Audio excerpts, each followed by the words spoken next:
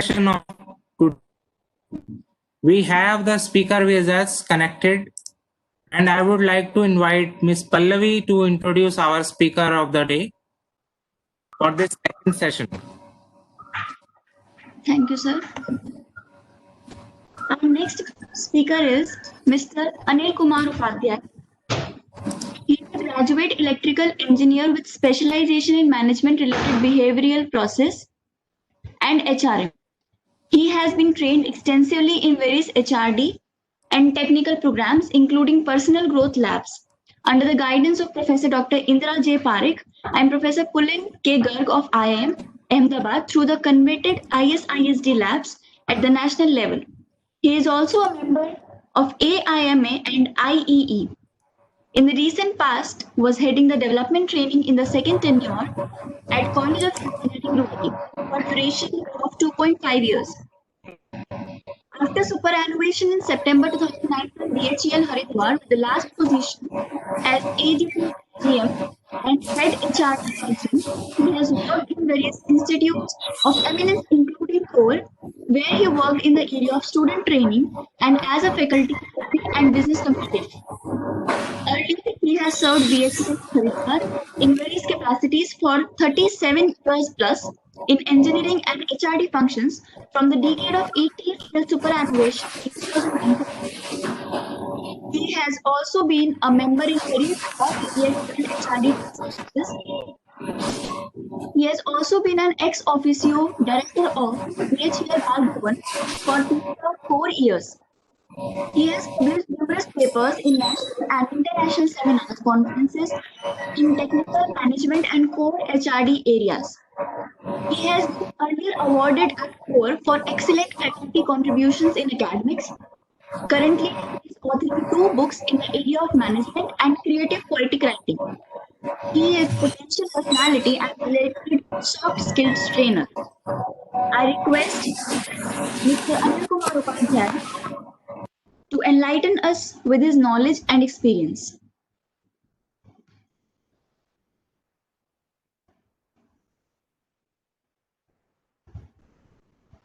Mr. Anil Kumar Upadhyay, the board is all yours.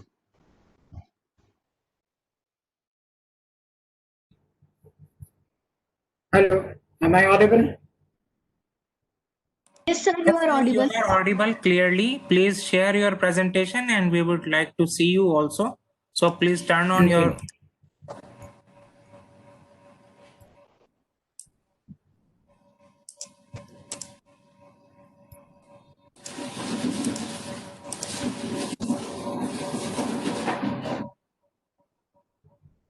Hello. Yes, sir, you are audible. Please share your presentation. Okay, thank you very much. Very good morning to all of you and dear participants. And it's my privilege that Dr. Madan is here, Dean Faculty of Engineering and Technology. Good morning, sir. Learning circles and mentoring for change, that's the topic. And it's such a vast topic that if you see the keywords, learning circles, mentoring and change, they are themselves as such a book in themselves. Now, coming back to the point is extremely important. I would like to tell you that I'll be first making a presentation. It's about 40 slides and we'll be interacting on it. But in the last 15 minutes, we will have the questions and answers. That's what I'm planning. And I think moderator can accordingly act when the session finishes. Let's go to the next slide.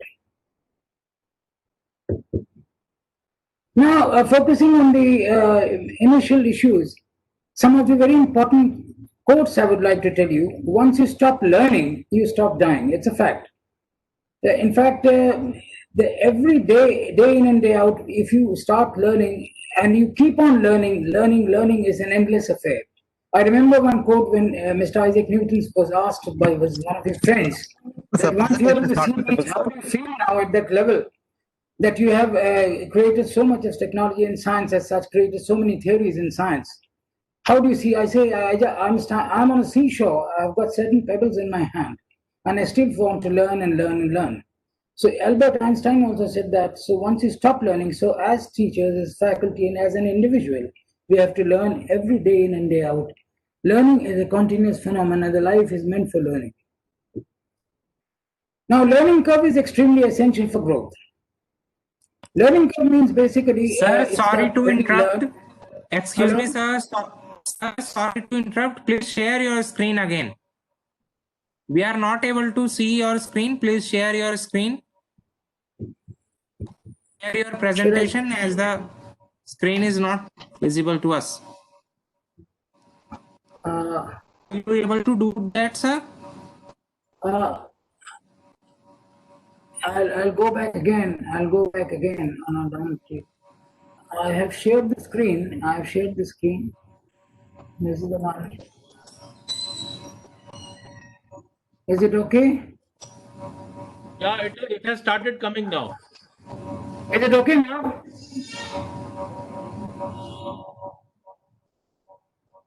Is it okay? Sir, it is starting to coming now, but it is not yet clearly visible. Yes, now it is visible, sir. Please share your, click on the slideshow button. Now, is it visible? Thank you. Okay. Thank you. Audio is okay. Yes, Audio now is it is okay? okay, sir. Audio is okay and slides are also visible. Fine. So I'll proceed now. No point in repeating that. Okay. Right. So we were talking about learning curve. Now, learning curve is something that you just can't start suddenly and go reach the top. You have to continuously do learn, experience, and further learn. And in fact, about learning, it is said you have to first unlearn. Then learning really becomes meaningful. That's what we have learned and we have felt. Now we are talking about learning circles. Basically, this concept is not new. If you go back to the very quality management, we have quality circles. Now, learning circles basically directly, indirectly, knowingly or unknowingly, we are all practicing in our daily working, even at home, even within ourselves. Learning circle is that with equal competencies you sort down the people around you, or maybe the class itself. Let's take an academic example. In class itself, when you have boys and girls sitting there, you can meet based on their competencies and the learning they have. They can be clubbed together and they can be a part of the learning process. Now, what really learning is, and what we'll go further deeper into it, wherever possible, I'll just read out. We create a circle where people are very close to each other, sharing experiences, watching and seeing and learning, and so on. Learning circle is extremely important when it comes to change. If you take the example of change of ISO 9000 or quality systems or any other systems, HSE or 14,000 or 18,000, learning is a continuous thing. Even in our routine functioning, learning every day when you wake up, you have to learn.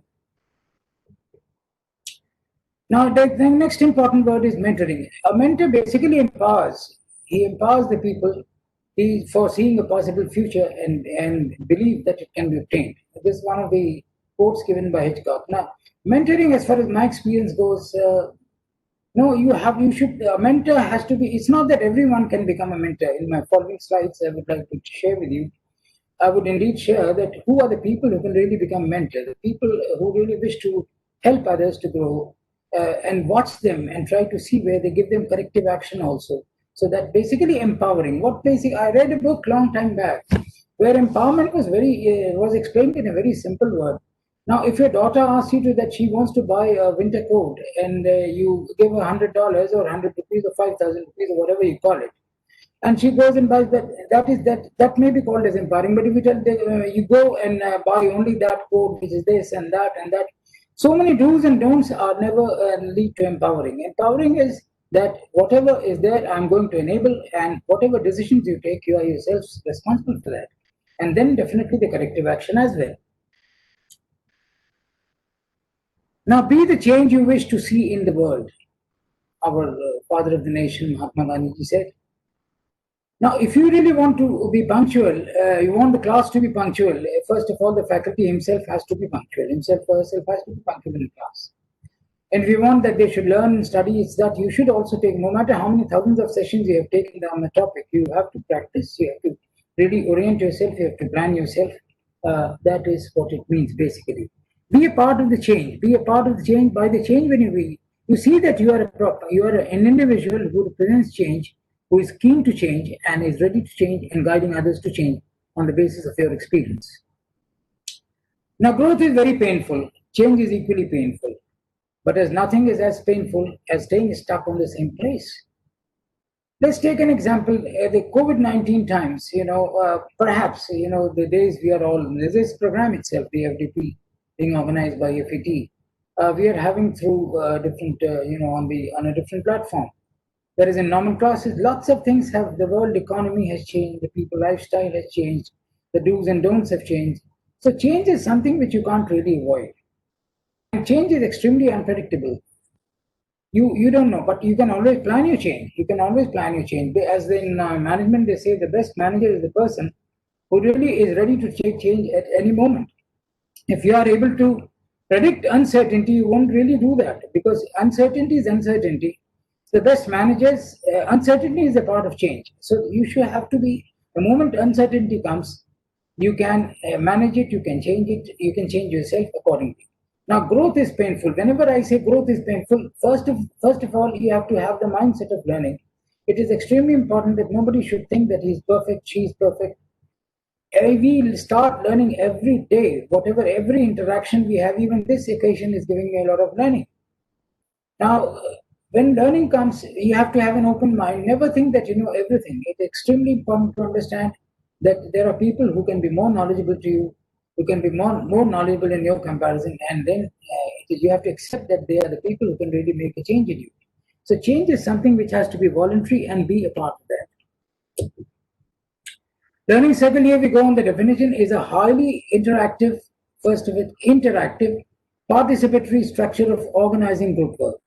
The goal is to build, share, and express knowledge through a process of open dialogue and deep reflection around issues of problems with a focus on a shared outcome. Now, the group of people are there who are interacting with each other, sharing experiences, every time postulating, repostulating, and trying to share their experiences. And you, as a mentor, you have to see that it's going in the right direction, which is required for enabling the change. And the change diagram we'll see later in the later slides. And learning circle is, in sessions you can create learning circles. You have to see the students who are with the same competency. Students who are with the same competency, concepts like, I have not given a part of slide because I presume you must be knowing it. Like whenever you see the SWOT, strength, weakness, opportunity, and threat part, every student has its own SWOT. Then based on the SWOT, you can really club the groups, and then the success, mishap, and apprehension and competencies, they can also be seen by the mentor, by the enabler, by the teacher, and accordingly you can make small learning cycles. Learning cycle here and learning circle as such. Circle has to go in cycles, otherwise you can't really bring change. It has to be, it's not only that 360 you make and you say it's a circle. If the process is not properly communicating within, then it's not a learning cycle. We have to learn from others' experience. That is what it's trying to focus. It's a flow diagram, different areas which are circle of learning. You can see the processes. I won't read out. They are available. You'll be getting the slides, the soft form. Now in the learning cycle, the adaptation, let's say learning itself, the application, you apply the learning which you have, then you adapt it, you try to bring a part of it, you try to review that something if it further needs to be corrected. It's a closed cycle system where you have to, learning cycles always flow through like this. Now, e-learning is something which is really coming up, these days. It's extremely important, almost I would say 90-95%. And here the academic sessions are moving on e-learning. E-learning is something which really cuts down the distance, shrinks the distance, and the faculty and the students can interact. And e-learning is something where in a minimum space you can, of course, still there's someone says that book is a book, page is a page, and written material is written material. But what you see, seeing is believing. And so e-learning is something which really has a power of technology has come into it, and e-learning must be given a lot of thrust, and every institute is giving it thrust. If you are sitting here, you can always have sessions, interactions with across the globe. That is e-learning, and of course, e-learning is so much of material is available. There is a national library available on e-learning documents. Learning circles, when you talk about, you have the change agents for you, you have the informal and informal education, and then you go to transformational learning from one person to the other person. The social impact comes, and the social capital also, the amount which is available, and learning communities are formed accordingly. So I see the improvement in villages, improvement in sectors. You always see the learning communities are formed. Even in our sessions, even our practicing styles, we can have learning communities. Now, mentorship, it's basically a relationship in which more experienced and more knowledgeable person helps to guide a less experienced, less knowledgeable person. It is a learning and development partnership between someone with vast experience and someone who wants to learn. Now, two important words. You can't, first of all, everyone is not a mentor. I said that in the beginning. My following slides are going to touch every point by point. Now, a person, if you want to be a mentor, first thing is that you have to know the individual as such, the process which he's going to handle, the process which you're going to mentor, and the type of change you expect from the person. You must have a total, absolute A to Z knowledge of that. And knowledge of not only what is being going to be done, but knowledge of the person also is important. It is basically a learning, and it's a development partnership. That don't worry, I'm guiding you, I'm empowering you to learn. And if any mistake is there, we'll solve it together. But the decision would be yours. That's what really empowering. Mentor has to see, like the prestige and the mentor relationship. When people join organizations, every individual or a group of people have different mentors accordingly. Five engineer trainees or five management trainees have a mentor, and formal and informal relations go hand in hand. It's not only that all the time they are talking about formal relationships, informal also. That is what is happening.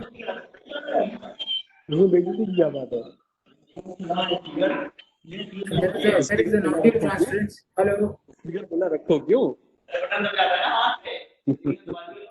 I am able to hear the cross sounds. Can it be checked, please? Hello. Am I audible? Hello, am I audible? Yes, sir, you're audible. Oh, no, a lot of disturbance interference came in between, so I was concerned. So maybe that part is to be seen by you. Should I continue? Hello. Yes, sir, your voice is clear. Okay. Now, change is the only constant. We all face changes every day, whether it's a simple change of the weather or the schedule change. You have to be ready for the change itself. Right now, as you can take a current example, a lot of distortion and sound was coming. It's a change. I never expected that, but it happens. It may happen again. So if you don't know how to manage it, how to manage the temper, the mode, the modality, I think that is what is to be learned. That's the only constant. When I say constant, it has to happen. You have no control on it. Therefore, it's a constant. Change affects us, and all of us, we each deal with change differently in a different style. How we cope up with the change, that is to be seen. This is the only constant thing in life, and the only thing we can be sure is going to happen. So change, it's not a session on management of change, but of course, I'll be focusing more on mentoring and then going on that. So now, if we key features of successful transformational change. Sorry. Now, key features, it is designed around the business. You have so many bullet points there. I'll be taking the most important ones. It is designed around the business drivers. Like, for example, business driver in case of academics is only satisfaction of the student. If you go with the student, and his movement and learning as per the syllabus and the plan which he's going to have from the university or from the academic classes. Then it wins emotional and intellectual support. Very, very important. Transformational change, if people don't support it. Now, let's take example of any large organization suddenly going to a TQM operations or going for a ISO 9000 certification. Then the whole organization of the place starts bubbling up. Every individual first gets the basic orientation about the program, why it is required, what the company is going to gain, and all these things. Then the entire people start owning it emotionally, that yes, our company must get 9,000, our academic process must get 9,002. Accordingly, the classifications there 9,001, 2, and so on. Now, the models then reinforces the new way of working. It puts significant investment into communication. Communication is something which is the watchword, I would say. If you're not good in communication, I don't mean individual talking English or Hindi or whatever language, but the person must understand what you're talking about. It is very, very important. that if you're not communist, has to be maintained. What you want to say, the purpose, the objective, the realistic format, and then accordingly the emotional ownership of the message which you're giving, that is important. Now, it creates experiences that shape future behavior. The features in transformational change are you have to transfer transformation. If it is like this, then you have the total change comes, the structure changes. Now, an organization which is not working on a system base, suddenly after the transformational change may go on a systems base. Now, the implications will go, it aligns the dimension, different working dimensions, expectations, and performance part, the process parameters. So many variables are there which really guide the transformational change. Now, implications are there. We have to work on the implications like if our accomplished whatever we have done before, during and after the implementation, they affect our next action because we think that, and we are able to take sometimes the direction in the right direction and sometimes in the wrong direction also. But failure is something which is there always to teach us in a better format. Now, allow the processing resistance. I'm just slipping the points also because allow for processing resistance and conflict nature during change. Now, the resistance is any case, resistance to change is going to come. Why they change? What am I going to get out of it? Why organization is doing it? Why this is required? And then that is the time you have to tell that these are the implications for change, and that is why we want to change. And if we don't change, we are out of business. Like, for example, organization then go 10, 15 years, 20 years back, when ISO 9000 came to Indian companies. And many organizations, certainly, for different certifying agencies, BVQI and so on, they applied and they had a systematic audit and the process improvements. Stages of audits were there, and then came TQM, where everything, the customer concept came. And organizations have to really see in that direction. Process manuals are prepared. And then the implications are that every day continuous improvement is there. You just can't be on the same format. Everything you have to change mentally also and in behavior also, and your action must speak that you have changed.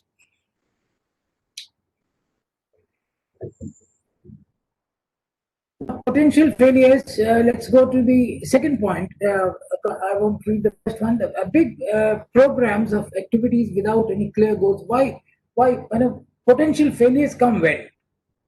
We know that when you are not prepared, when you are not understanding yourself what you are really requiring, you are not able to guide people. People are not willing. They are taking confusion. They are taking change as an imperative. They willingly, from the heart of hearts, they don't want to accept it.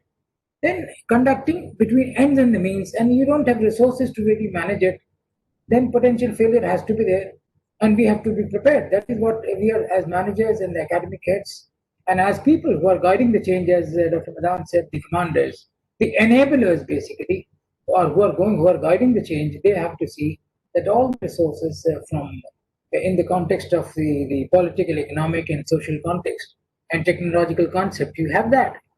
Now, when you talk of the environment's ambience, which really starts guiding the changes, I would like to share with you that some of the facts, like whenever you talk of political, environment, economic, social, and technological setup, it helps you to design a strategy for the change. Whenever you talk of the success, mishap, and apprehensions and competencies of the individual group, you are able to work out a strategic plan for growth. When you talk of the SWOT, as I mentioned in the beginning, strength, weakness, opportunity, and threat, you are able to design the learning strategies for the group. And whenever you are talking of another term like 3D, document, data, and dissemination, how you document your procedure, how you have your data, how you disseminate to the people that they know why the change is there. I'm giving an example of 9000 only, which is very easily understood. Or suddenly, take this example of e-learning, e-session, e-classes, all over a web platform. The students are attending, teachers are taking. There could be people who are not in the heart of us, not accepting that it's a better way. I do agree that you're not getting eye-to-eye contact. So many other factors are there. But here, skills are there which are required. So if you don't have that, you can't really design it. And the document, data, and dissemination, how are you going to disseminate that? How everybody is going to get out of it? Everybody is going to get it? That we have to see. How you document it, that is very important, because people come and go. Documentation is something which really helps them to grow. And then document data and dissemination. Now, these things will help you to design the strategy, growth, the learning styles, and other things. Now, lack of coordination between a number of different activities aimed by increasing organizational effectiveness. Now, lack of coordination is nothing is allowed like this. Like, it has to be in a closed circle. Whatever is, let's take the example of GCAM. Every next step is our customer. So whatever I'm doing for Mr. Y has to be, X has to take Y as a customer, and we have to see that he or she is satisfied. The group is satisfied.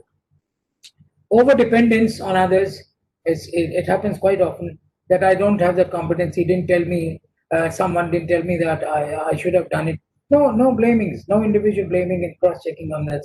You didn't tell me, therefore.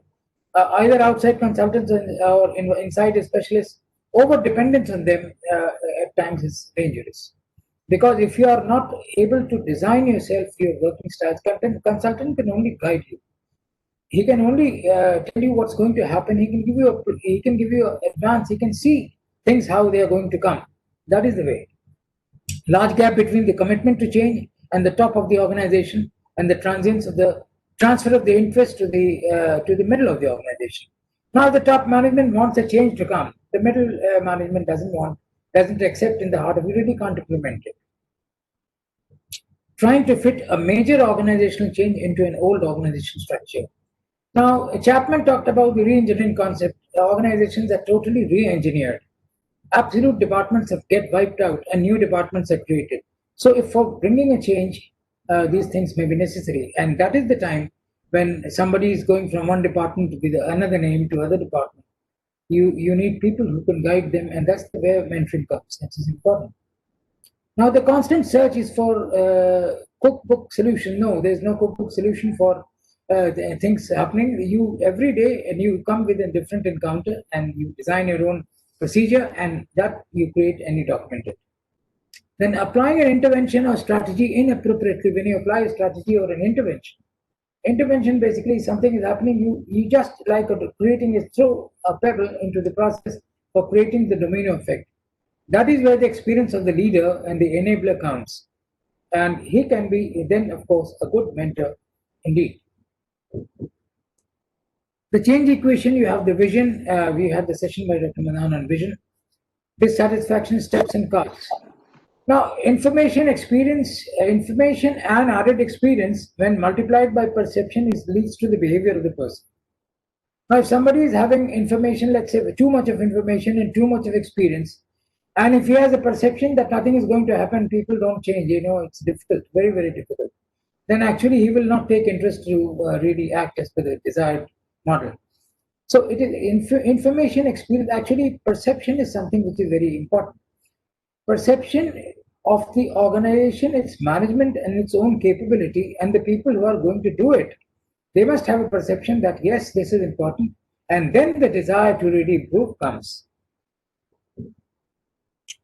Leadership, of course, moving one or more people from where we had sessions on leadership. So leadership, I won't be clear, committed leadership is vital for the success of any organizational change. Now, the people who are leading the top of the organization, even a small group leaders, people who are really ensuring that what is required to come is they are working as per that they can lead.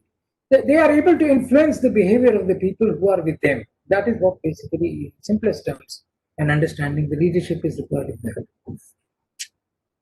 Now, key features leading change are the enrolling, enabling, energizing, and exemplifying. Enrolling is that you start the journey and the designations which are required for that, helping people to see the future where they would be. And that is why when a group, let's take an example. Forget the slide. Take an example that if you really want to bring your organization, you want to get a certification, academic certification, you would like to first study the certification process, the manual. What are the various things required for certification, NAAC certification or whatever certification you call it. Then based on that, accordingly, you correct your processes. You create a process document. Individuals are given responsibilities. Then the current measures for measurement for what you really want and where you are, where you want to go. The difference you have to act by designing various processes. And that is the part where which really comes in enrolling. Enabling comes basically when wherever the hiccups you have, you people are there to really help you that this is how you're going to do. And you see that the resources are provided to people. It's on the knowledge front, it's on the manpower front, it's on the any front to talk about. Sorry, you have the enability, you have to set together stretching targets. Now, if somebody is competent enough to handle 10 things at a time, you give him only 2 things, then you're not ready. Stretch targets is something it can be done in 10 days, let's plan for 8 days. And accordingly, do every activity for 8 days, then the balance 2 days will be extremely useful for redesigning the system, for learning something, the corrective actions out of that. So, stretch targets are something which, which are required. In BHL, we had the QTM, quality through measurement strategy, which was very much applicable and is very successful in every process. You talk of quality through measurement. Now, there is a certain process efficiency which is computed and people see. Now, suddenly when that came to our system in BHL experience, I say, people were extremely, worried about it. What my index is, what is my learning index, how many training, let's take a training efficiency. How many NAMAs faculty has contributed? What are the successes which the participants have made in their department?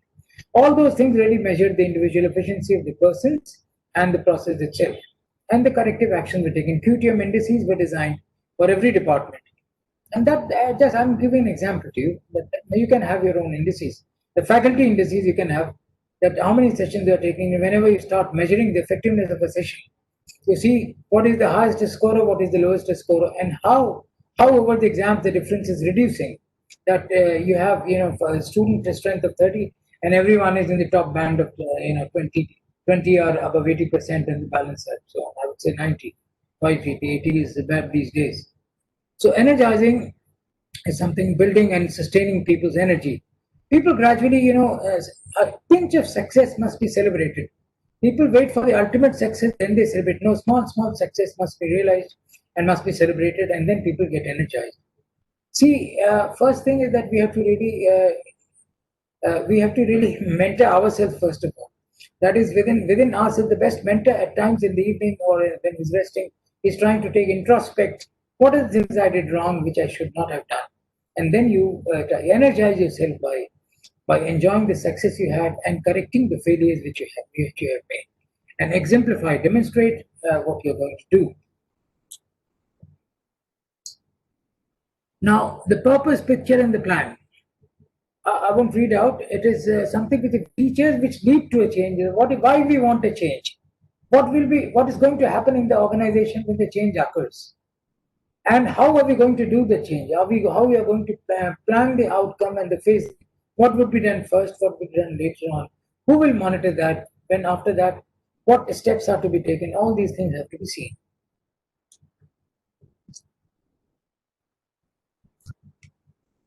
Now, this is talking about transformation process, the phase and the content: unfreeze, mobilize, realize, reinforce, and stabilize.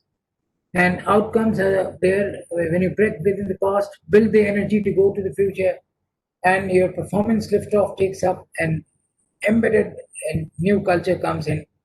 Culture is something which really have to, we are always talking of culture. Dr. Uday Parekh, while defining in his culture study material, has said that even in his research he worked upon it. Dr. Uday Parekh and Professor Rao, they say that when you talk of any cultural change, you have to work on parameters like OCTAPAC. You say OCTAPAC. Now, openness. O stands for openness. C stands for confrontation. People are there to say, why are we going to do it? If you really want a change to come, you have to talk about confrontation. You have to have a trust, the third acronym part, OCTA, trust, and then authoritative, and persuasion, and then PAC, authority, and then ultimately the OCTAPAC, the change itself. But if OCTAPAC has got the NQ element in it, it becomes an octapace. From 8 different dimensions, it takes, octa is 8 dimensions and pace is pace.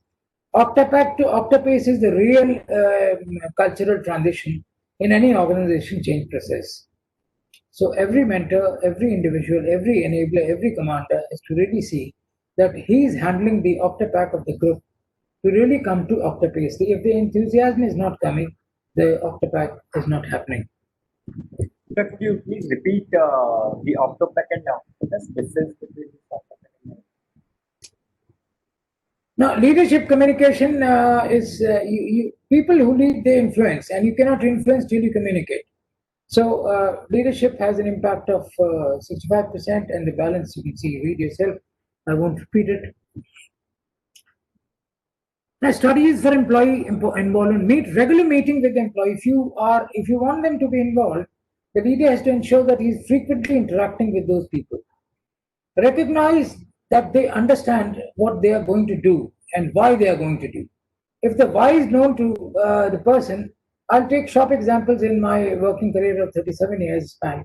If you tell the person that number one wants it, people don't take interest. If you say why it is required, the customer wants it, that if this change is not done, this is what is going to happen to the end product. The person really starts doing the job in the right direction. Then constant communication with clear goals and vision for the new situation. It is extremely important if the leader himself doesn't have a clear vision of his own task for the entire vision of the company. Every organization, today we are all vision, mission, values, and cultures. We VMV for every organization is designed, and vision is a dynamic statement. You can't have a vision for 100 years. Every 5 years or 10 years, the top management and the working people and the HODs, deans and enablers, they sit together and restart working what the society demands from us. So employee involvement is extremely important. Suggestion boxes are there in almost every organization. In academics, I presume, yes, in few organizations they have. And people if you go by that Kaizen culture, still better, as the Japanese say. There's no end to improvement. You can't be only God is perfect. Every day you have to improve. So whatever suggestion, you don't evaluate. Every good suggestion, every new idea, every new intervention is like an nascent. It has its own charm. So don't evaluate. Whatever suggestion you have, you always give. So set up weekly lunches or together. Informal meetings have a very powerful impact on employee involvement. My experience indicates in my personal growth lab, laboratories, learning at IIM, that informal evenings evenings were much more better than the classroom sessions. And a lot of people, came out with very brilliant ideas in the over a coffee or dinner, post-dinner sessions also we had. So informal sessions, we have to increase the number in informal sessions where people really come up and allow them to come up. There has not to be a class difference or the leader is different. They think that he's the boss and nothing like boss. We are all a team and a circle comes there that you are a part of the circle, I'm also part of the circle, and we move together. Develop rituals that marks small events have to be rituals, like for example, when a new event is launched, you celebrate that. When it's a midway of the chart, midway success, it has to be. Celebrations are really give energy to the people. Involve employees affected by the changes in making decisions. Very, very important. Those who are affected by the decision, a machining shop, a fabrication shop, or let's take an industrial example, or even academic example.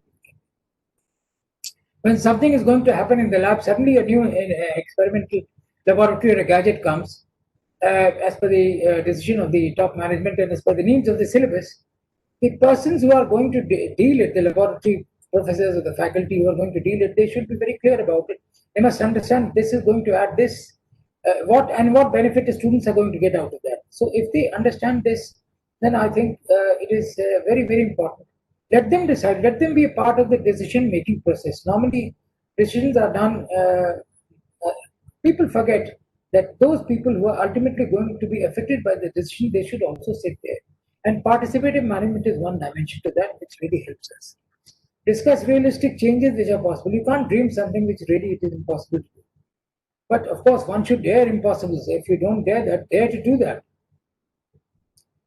But you cannot suddenly say that just in today, if a college decides to make an aircraft catering to 737, you suddenly can't make it a single seater, and accordingly, you have to make gradually. You have to grow.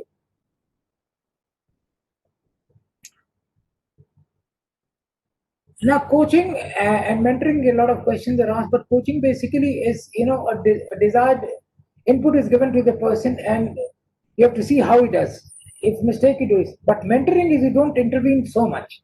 In coaching, you have to do different intervention. In mentoring, you see that you have to empower the person, and you have to see that he does it. You have to discuss it informally quite a lot. So identify individuals or groups who are committed in the process and are able to succeed the success of the change effort. Create and follow a departmental plan to increase commitment of all players. Continuously encourage and analyze and enable people involvement. Involve the people. Will come across people who are very dynamic. You'll suddenly come across in the same group. You can find maybe 30% people are extremely dynamic and 40% people are just so on. They say it's okay. Let's do it. And there could be some people who would say, "What happens here? It doesn't matter. Nothing is going to happen here." That sort of negative thinking people. So that is the time you have to really use your organization behavior skills, and based on the involvement, you have to. At times, you have to create dummy jobs for them to see how they take it.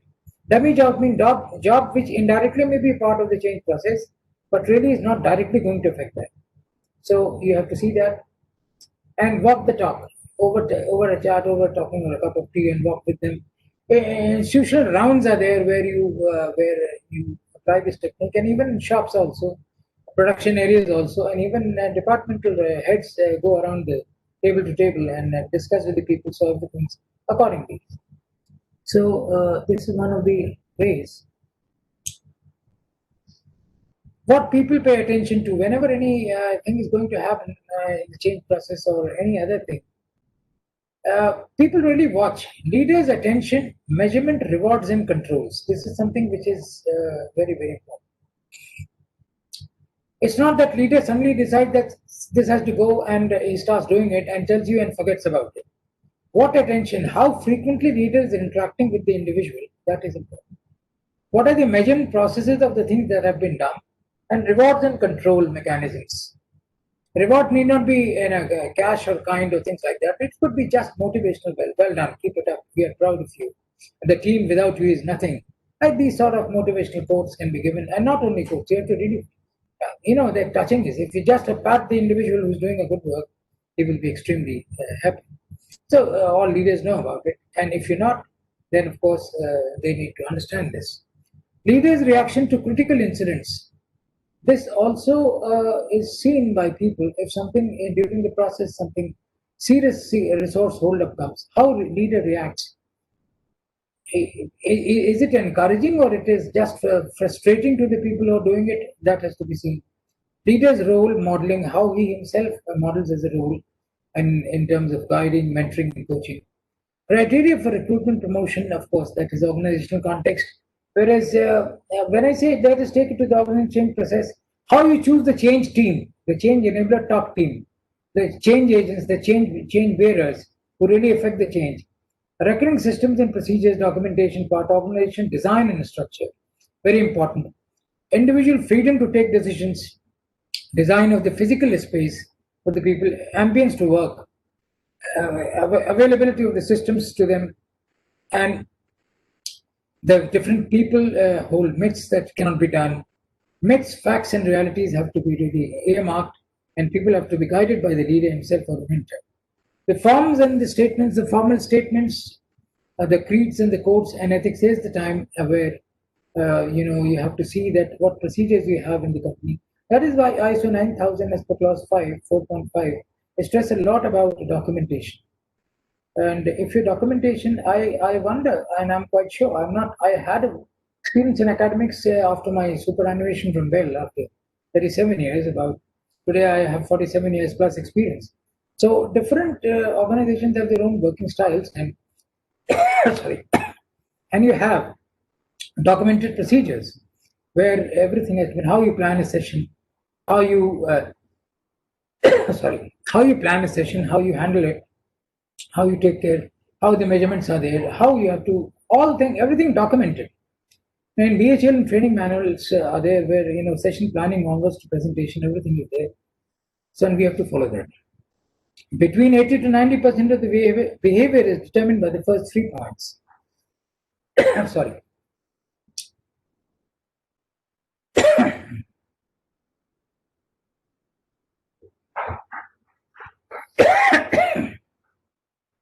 Now, mentorship. A mentor is an individual with expertise who can help develop the career of a mentee. The mentor guides, trains, advises. See, everywhere. Guides, trains, advises, and promotes the career development of the mentee. Here we not talk about the from particular level he gets promotions. No, career is how he change process. A mentee with respect to the process which he is associating. Psychological mentoring and the career or the process mentoring.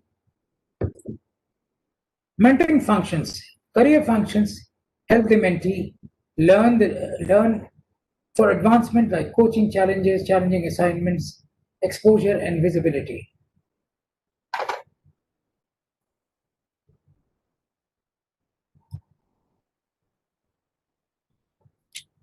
Now, helps the mentee learn the ropes and prepare for career advancement.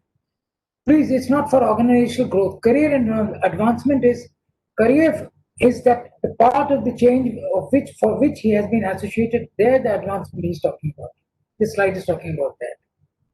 Now, either through coaching or through mentoring, challenging assignments, he's getting exposure and visibility. He's getting, and the protection he's having in experimenting the new ideas, which a person always expects whenever he's doing something. The the psychosocial functions help the mentee to develop a sense of competence and clarity of his own identity. Uh, that's why we always in a mentorship, informal relationships, my experiences of guiding engineer trainees, informal relationships help quite a lot.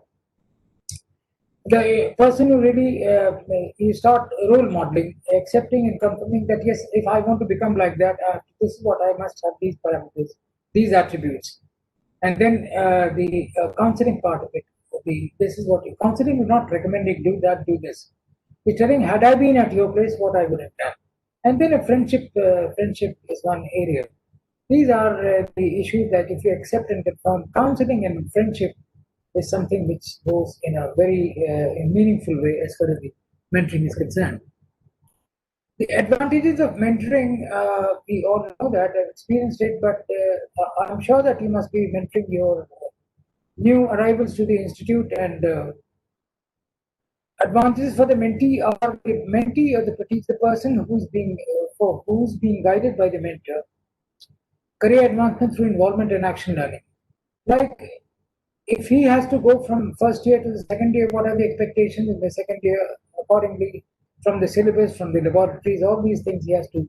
Here the career means the student career. Career is a global word. Here it's not organization, it's not, it can be academics, it can be project, it can be business challenge, it can be anything. How he advances in that. Organizational and professional identification. That the individual is recognized, identified, that he is the enabler for the thing, and he is the person who can be looked upon for it. Now the mentor also has certain advances and advantages. He gets a good career enhancement. He himself start learning in the process. You know, a mentor, if he comes with one group, he learns different things. The other group he learns, but the experience of the first group is helping him to learn from the other group.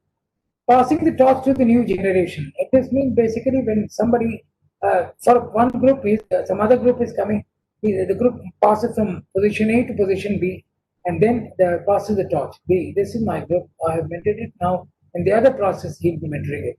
Learning from the mentee, new technologies, new developments, important features. The mentors also learn a lot from the mentees, and it's provided the formal environment is spoken and becomes informal. We exchange learning in the process. Disadvantages, every process has an advantage and a disadvantage. Disadvantages of mentoring are there.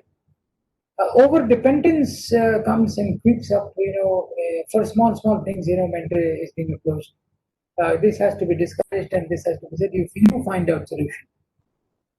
They say either you are a part of the problem or you are a part of the solution. Nobody is neutral in this world. So when somebody approaches you with a problem, he has to come with a solution also, suggested solution, which you can really help to redesign the solution, to redesign the question itself. Micromanagement from the mentor. Small things which the mentee is forgetting or the individual is forgetting, you can guide them. A negative halo from the mentor who fails, like if Mr. X has failed in earlier assignments, if he becomes a mentor, the mentee gets a grapevine communication that he's not a successful person. So from day one, he starts devaluating him, and whatever advice Negative halo. Halo is the the overall impact which the person carries. Halo is that circle which you see in our divine photographs. So we all have our own halo, the personality aura which you have. The impact of the success and the failure impact. The person successful in all events. People who we mentored, they have all become top class executives or top class toppers of the institute. So accordingly, negative halo from the mentor who fails, this is one disadvantage. Now, how to handle it? That can be one question. We have to handle it by success stories only make it. And every time the individual himself has to introspect that what were the reasons of failure. Were the people, were the mentee, the teams, they were not, working in the right direction, or some interventions were wrong, or proper monitoring was not that. So all this has to be seen. Now, disadvantages for the mentor or mentee, we talked about. Now, for the mentor also, mentee dependence on mentor. Now, mentor has not to, if he has to design, it's not that he's going to call, it's by giving an assignment to train a person. But time, energy, and commitment to the mentee is something which is important. Negative halo from the mentee who fails. Hello, sound intervention.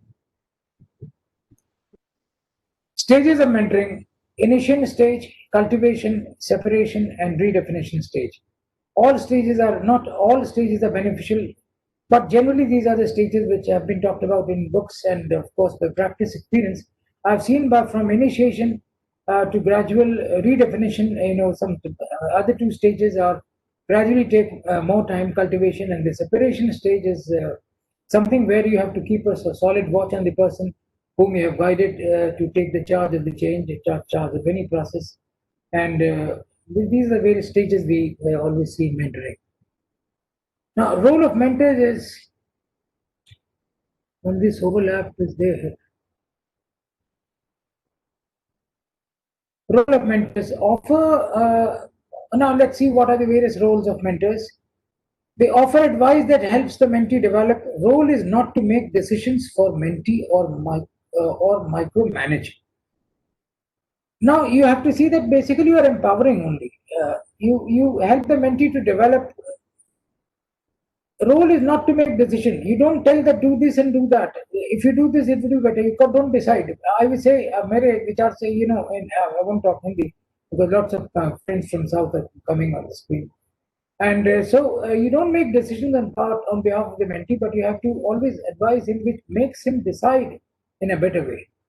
Trained to be efficient, guidance and advice for one mentee may also be appropriate for another and may not be also.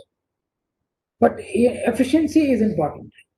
It's not that, if he is efficient, if he does 100 things and 90 are wrong, then he's not efficient.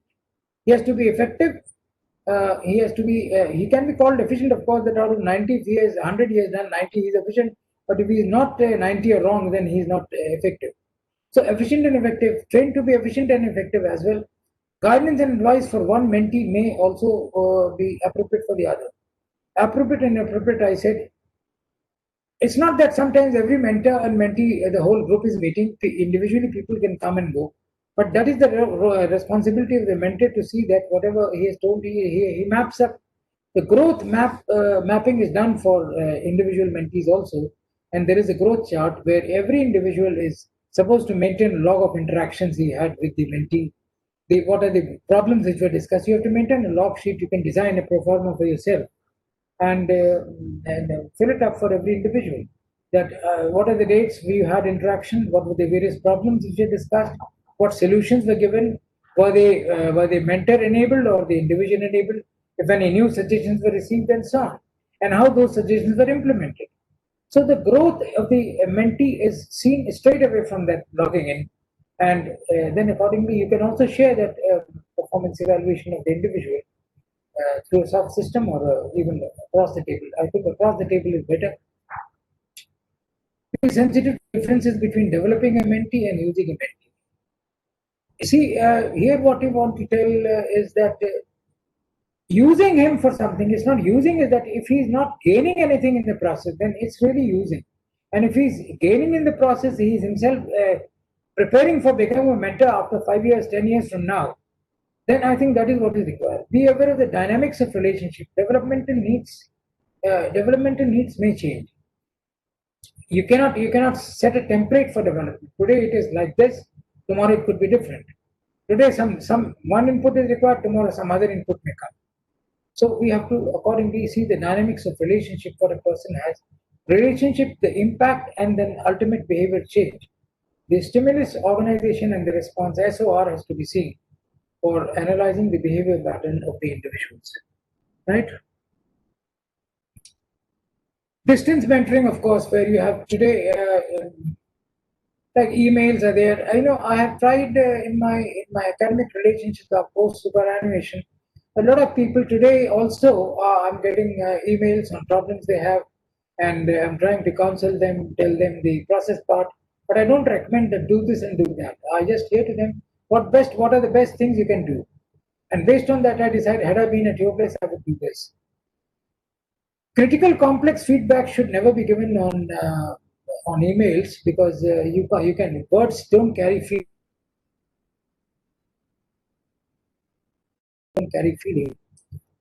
And even when you talk to him, I think personal one-to-one sitting across, of course, video calls today are available, but then you have to use those words like, I feel like touching you. I feel that we are sitting together. You have to be vocally very strong enough to make him understand that the distance of 2,000 kilometers or 200 kilometers onwards, it has reduced to zero. And there are people who are able to do that, and that gradually comes after practice. You have to be extremely good in organizational behavior analysis and the behavior patterns. And then communication challenges. Listen for non-verbal cues, for example. Verbal and non-verbal communication, like when on distance mentoring, when he's reporting something, you have to see how he's narrating, how the pauses he's taking, tempo, tone, and volume. All these things tell the energy level of the person. And specific information you can ask, you can always seek clarifications, whatever you need to know. What you need to know or should know is important to know. Is extremely urgent to know. Need, important, urgent, all this analysis has to be done. And then let the mentee summarize the conclusions and the agreements which they agreed together. That's case of distance mentoring. Distance mentoring, of course, is powerful, but I think with video calls, my personal experience, it has been very good. But individual also has to be extremely communicative. Small things also they communicate. Sometimes it's not required. Then terminals need to be communicated. Now, potential mentors, people who can become potential mentors, this for the leaders who are going to choose mentors, recognize that mentee may be uncomfortable asking for help, ice-breaking by sharing some of your career experiences. Now, potential mentors who are going to act as mentors, for them this is a list of 4 to 5 points. Now, mentee, there are people who are extroverts and introverts and vocal and you have that personality traits. I'm not going to speak on that. But if a person is introvert, he will listen to you and say yes, sir. But then suddenly when you ask him, you didn't ask, so I thought it's, and he would just keep quiet and won't say anything. So you have to see the ice breaking comes by sharing your personal experiences. You can say that when I started, this happened and that happened, and this is how I managed. So how vocal you are for the other person to encourage him to come and speak, that really matters. Stay in your zone of expertise and experience. You cannot suddenly become a specialist of everything. Whatever is your area, if your area is academic design, if your area is laboratory coordination, if your area is strategic methodologies planning, if your area is R&D, if your area is session design, if your area is evaluation, be in your area and talk in that experience area. It will be extremely powerful and you will be comfortable also.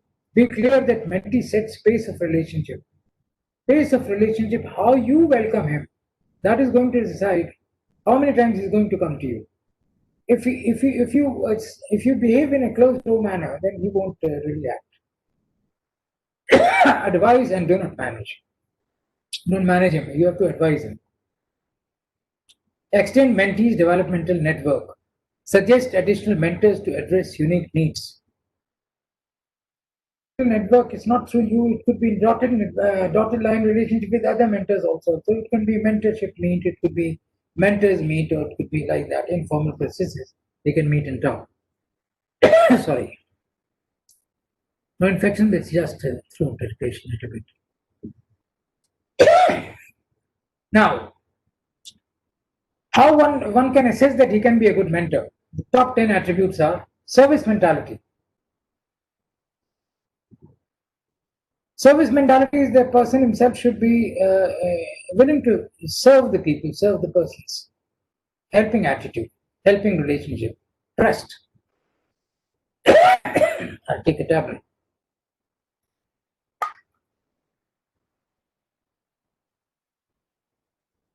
Communication and empowering others. If you have that skill, if you're a good communicator, you can empower others. Humility, openness. Openness not to the extent what is to be shared is to be shared, and what is not to be shared need not be shared. Curiosity. If you have curiosity to help a person and satisfy the curiosity of the other person, you must have courage to experiment, investigate, and analyze and disseminate. Integrity. This is very, very important. The mentor and the mentee relationship has this very, very trust, and integrity is very important. He may tell you something, small failures. You have to keep it to yourself. Don't have to make it public. Sensitivity. You have to be sensitive. When you are sensitive, you can understand the person. That even without his telling, you can really sense it. That this is what he needs, and he should have balance in life. Balance in life means basically here. But he should understand that work and pleasure both are important, and he should accordingly transfer this to the mentee. That if he's only all the time working, that's not, he cannot really bring in better results. So balance in life is something which really is important to be understood. If you all the time, out of 24 hours, 20 hours, you want him to do things, there could be, all this is balanced by, if you get about 10 hours a week, let's say 1 or 1.5 to 1 hour every day mentoring evening interactions. You can have 7 to 10 hours where balance more than 7 can be for informal meets. Now, these are the lists of listening and the observing skill. Observation, I feel, is more important than listening. But listening is equally important, because when you listen, you start talking to yourself. That should not be done. You listen to the person, because listening is, the simplest definition of listening is seeing the problem as the speaker sees the problem. If you are able to listen to that, then you are really listening. Otherwise, when you are listening to someone and within yourself you are creating answers, then you're not listening, observing. If face-to-face your interaction. You see even his non-verbal signals like holding hands like this, or even breaking knuckles, touching hair, and so on. Questioning skills. Questioning is one of the, why you did that, why not that. Setting goals and expectations is one of the skills. Managing differences. People may agree to differ, but what are the differences, how you handle those differences, that is to be seen. Managing change. Here, when you say, when a change comes, how he's going to see his change role, you have to counsel on that. You have to see that this is what you're going to gain and this is what you have to leave. If you're able to express that, then I think it is good. Understanding and commitment to learning. Understanding that learning is important and committed to learn. If you are having this skill, then you are good. You can be a good mentor. Facilitation skill is something which is a subject in itself. You facilitate a person by observing his, in electronics we have the pots and the holes. Wherever the holes are there, some inputs are required.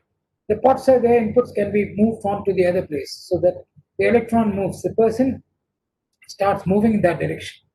Understanding and commitment to learning. Analytical and systemic thinking. Analytical and systemic thinking is very important. I would add here, innovative approaches are required. If you have to see, things in a different way, you can't see in the same, historical way as they have been. Thinking different, analyzing different, systematizing thinking, and the reflection, the feedback part. How to give a feedback is very, very important. No evaluations, only descriptive feedback. You were wrong, this is good, that is bad. No, nothing like that. You have to say that you could have done better like this. You have done very well, but I think if you do like this, it will be much better.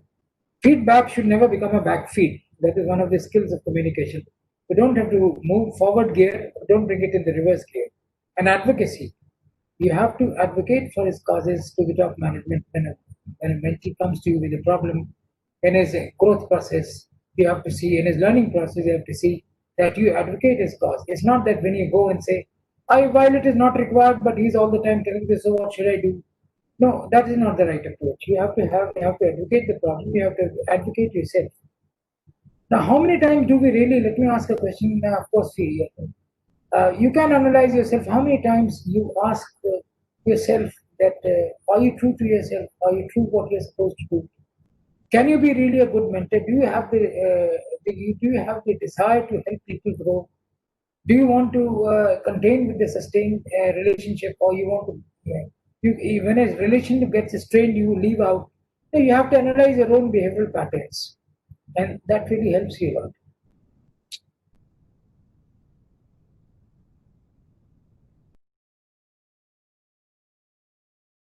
You have to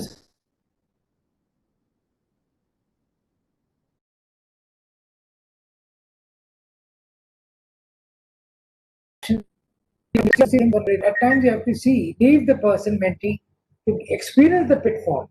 See, like walking, the mother helps the child to walk, but she keeps on always saying, come on, come on, come on, move forward, and then when the child falls, you are there to help. In a similar way, you have to do it. Synthesize lessons learned from all. Not analyze, synthesize, bring the broken pieces together and see this is what has been done from all the mentors. Become your own person and recognize dynamics of relationship. I think interpersonal behavioral sciences play a vital role in mentees. Thank you as far as the input is concerned. Now, I would request the moderator to come up with the questions. I expect a lot of questions, and I would be too happy to answer those. It's getting one also. So, last 15 minutes could be to the question and answer sessions, please. Thank you, sir. Thank you for this nice presentation. I would like to invite Aman sir to coordinate.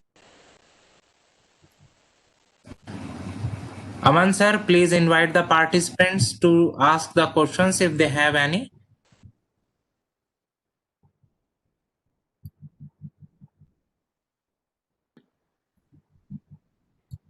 Thank you, sir. Any participant like to ask any question to the respective speaker? Please write in the chat box, or you can unmute yourself to ask the questions. You can sum up the questions and I'll answer.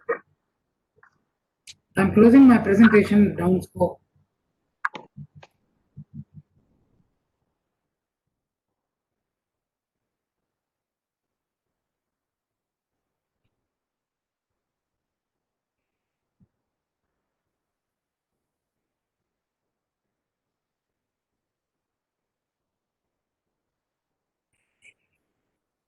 Hello, am I audible? Yes, sir. Yes, sir. You are audible.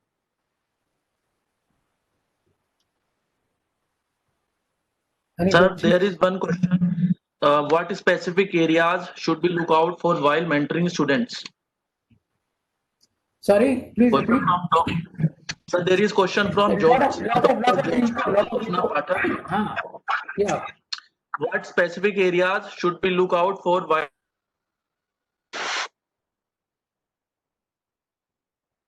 No, it's not. It's not clear. Can you please speak slowly?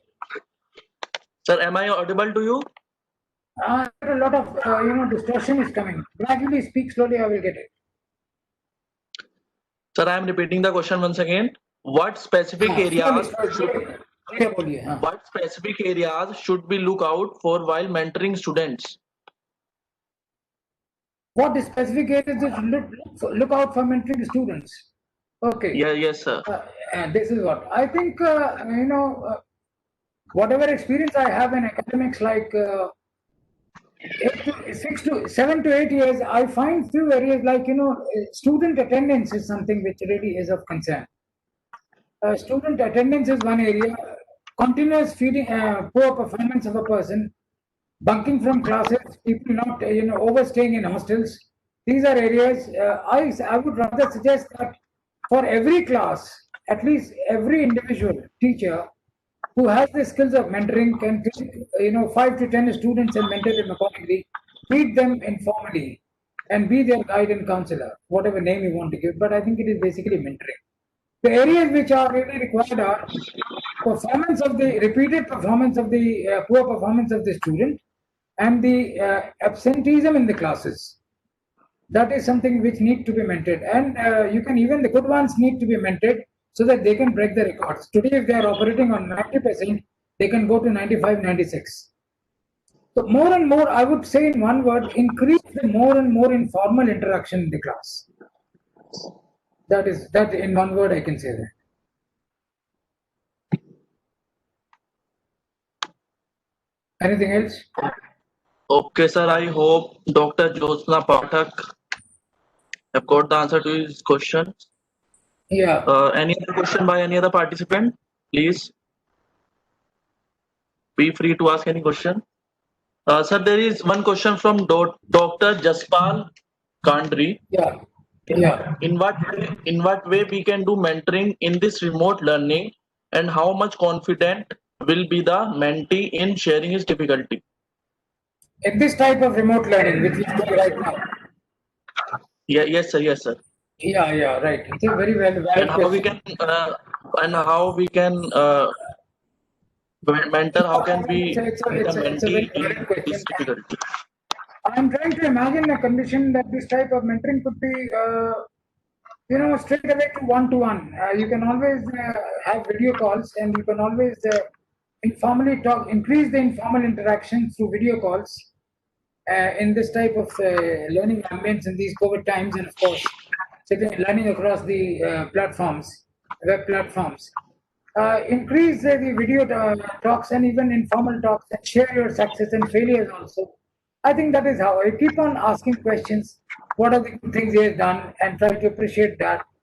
We can always, I would say that by taking a cut shot, you can even through Amazon, you can send him some very nice, good gifts to the person that they are. I'm very happy that you're doing like this.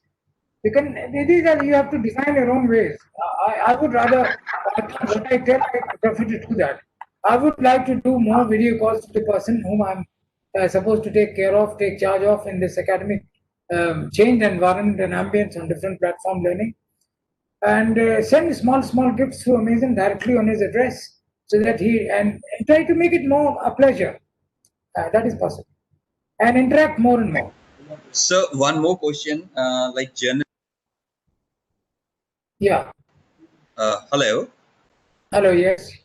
Good afternoon, sir, and all the participants. It was great hearing you, sir. I just pondering. I have seen that people or the teachers casually start saying them or labeling them as mentors. I'm sorry, could you please repeat? Audio, little bit of audio disturbance. There is that's why I'm bothering you. Please repeat No, slowly. it's perfectly fine, sir. I'll repeat. I was concerned. It's normally seen that the teachers in routine start addressing them or tagging them as a mentor. So is it appropriate that every teacher can call themselves as a mentor? Maybe the teacher is a primary wing teacher, KG teacher, or a professor. That any person I understand. I understand the question. I understand the question. them as mentors. No, see, you don't have especially mentor cadre in the organizations. What I suggest is that every teacher cannot be a mentor. Every individual doesn't have that capability.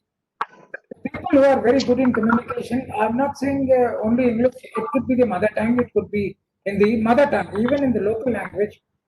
He should be very good in communication. That means whatever he wants to tell, he's able to tell, he selects the right words, and he reaches the person concerned to whom he's addressing. Now, organizations won't, you have a lot of work, and any amount of work doesn't reduce. You won't get any additional manpower for that. But you have to have multiple roles. The teacher teaching and acting as a mentor, helping him grow. It's like a small plant which you plant at your garden or anywhere, and you pot it down, water down, add every day in the evening. Then only the plant will grow. So mentor's job is that only, to see what is the shape of the plant, add water to it, required water, otherwise the plant will be destroyed. and then do it. You won't get any additional manpower for that. So, Today would we are downsizing of the organizations. so do you mind sharing some of the essential traits of a mentor? Just to quickly, few which Most you of the feel should be manpower, who will be, no, they should be extrovert, they should be vocal, they should be very smart in communication. They should have, when I say communication, I mean the vocal part and the non-verbal part. Very good in writing also. And it should be multiple, competencies are required. I said in the slides. The individual should be very, not shy type. He should be extrovert. He should be known to self. When you go to Johari window, in behavioral science, they talk of Johari window. Known to self, whenever I'm talking, let me once again tell you vocally itself. You have one axis, either your self axis or the other's axis. Known to self and known to others. What is known to you is known to the other person also. That means the first quadrant is that quadrant where you can very nicely communicate what you're trying to tell the other person with understand. So this one competency which is required. How to communicate, how to address, and not shy type, not really criticizing type, not too many, he should be a motivator basically. That is important. I think good communicator, good motivator, good experience sharing person, and helping relationships. These are four most important things which a person should have. Thank you, sir. Welcome. Sorry for, yesterday I had hot ice cream. Yeah. Okay, sir. Okay. Sir, there is one question. Hello, sir. Am I audible to you? Yeah, you are audible. Please Partner. speak slowly. Sir, Yeah. there is one question from Mr. Deepak. How to motivate students to adopt leadership style that can be used for their future career success? How to motivate students to adopt leadership styles? Yes, sir. For their future career success. Career success. Yes, sir. First of all, I think, I'll tell you practically. See, you have to, first thing is that students in the first year, they don't come out of the shells. It is the job of the ambience and the teacher concerned to see that his shell is broken. He comes out freely and talks to you. And that is the time where the mentor really takes over. Now, he should have a role model within himself. Normally, it is seen that the best teachers, they try to role model. It could not be from the academic. They would like to have their father or their mother or a national leader or anybody else as a role model. So leadership is influential behavior. See, a student within a student can emerge as a leader. I'm not talking of that, a leader for speaking a common voice and unionized format. No, a leader to express his process will, he comes out, speaks well, and talks to the people. The leader, he must first understand that if I'm able to express, am I able to influence people by my behavior? The influential skills, the vocal skills, and desire to learn, these are some of the things which must be encouraged in the students. I think then they can emerge as good leaders. Giving them more and more opportunity to grow and learn. Giving them challenges, let them succeed or fail. But never highlight the failures. You say, success is yours, failure is mine. Then next time he is going to do better. That is what my experience is. Hello? Yes, sir. Any other question Am I by clear? any Am other I- participant? Yeah. Yes, sir, you are audible.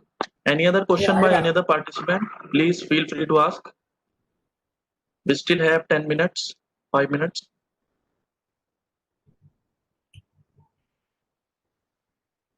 Any participants? I think, sir, all the questions, all the queries, no queries by any other participant. Sir, now I would like to, yes, sir. I would like to say one thing, that if there are no questions, my only last word I would say, or for the session, the last word is that they must start, this process in the classes. Two very important things I've seen, and especially in the current day, attendance is one issue. Lack of participation in one subject, they would participate quite a lot. In the other subject, they would not. So the regularity in learning is one area, and they have to create examples, and they must start working on this. Encourage, encourage, and encourage. Don't criticize. Welcome them. People should be encouraged. Today, the most important area which needs to be addressed is people are not vocal.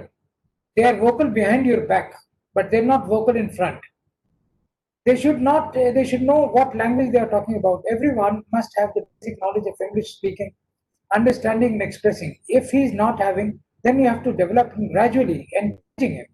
Give him more chance, more opportunity to grow. If you don't give opportunity, he will never grow. And never, even in the opportunity given, if he fails, in my experience in Gurukul Primary itself, I've seen one of the students. I was taking language comprehension classes. One average student who was absolutely very difficult to speak English. I was extremely happy when on my last lecture he got up and he said, and he gave me a lot of thanks and credentials. I was extremely delighted. That is what really is possible. If I can do it, you can do better than me, indeed. Okay, sir. Thank you, sir, for your kind words. Now I would like to call Ashwini, sir, for vote of thanks. Ashwini, sir. Ashwini, sir. I am audible, sir. Audible. Yes, sir. You are audible. Thank you, audible. Mr. Anil Upadhyay, sir, for delivering to us such a remarkably outstanding presentation. I hope your presentation will be beneficial to all the participants. And I also like to thanks to all the participants for your active participation in the session. We will meet again after lunch at 2 p.m. Thank you very Thank you. much, Nawal. I am so grateful, and I really enjoyed the process. Thank you very much. Okay. So good. Thank you, Anil. Thank you, Anil Upadhyay, sir, for this good Thank you, session, thank and you, thanks thank to all you. the participants. We will meet Thank you. again at 2 p.m. After lunch. Thank you to all. Thank you, Doctor. Thank you, Doctor. Attendance form, please. Bye. Bye. Thank you, sir. May I request for the attendance form, please? Ashwini ji, please send the attendance form once again. Thank you. Dear Ashwini, sir. participants, I would like to make an announcement here. Yes. Yes, sir.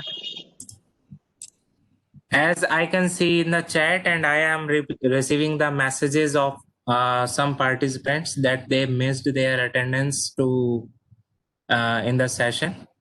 So I would like to request you all, please be attentive in the session. Do attend the session from the beginning till the end. We will be sharing the attendance form just as a alternative. The Cisco platform is already taking the attendance automatically, and it is also recording the time till how much time you were available or you were connected in the session. So it is already recorded and it is being taken automatically by the Cisco platform. So I request you all again, you all are academician and you all are senior professors in your institute. So does not look nice that you are requesting the attendance sheet and you are not attending and you are not paying attention to the speakers. So I request you it's my humble request. Please be attentive in the session. Please attend the sessions from beginning till the end. We will be sharing the attendance as an alternative only. The automatic attendance is recorded in the Cisco platform. I am repeating it again so that the participants must not be discouraged if they have missed the attendance form. There is no problem in that. If you were present in the session, your attendance will be automatically marked by the Cisco platform. So there is no confusion and there is no doubt in this. Shall we now close the session as we are breaking for the lunch? We will again meet at 2 p.m. You all are requested to join. The meeting will be on and you are requested to join before 2 p.m. We have a dynamic professor waiting to interact with you at 2 p.m. So you all are invited to join again. And don't worry for the attendance. I will be taking off some of the participants who have left who have not filled it, I will be taking care of that myself. So do not worry about the attendance. Just pay attention to the speakers and attend the sessions from beginning till the end, so that you must gain some knowledge and you must inculcate leadership abilities in you. So thank you once again. Thank you for joining with us. You can break. We will take a short break of around 45 minutes and we will join again at 2 p.m. So thank you once again. Thank you for all. Thank you for joining. And I will be waiting for you to connect at 2 p.m. Thank you. Thank you.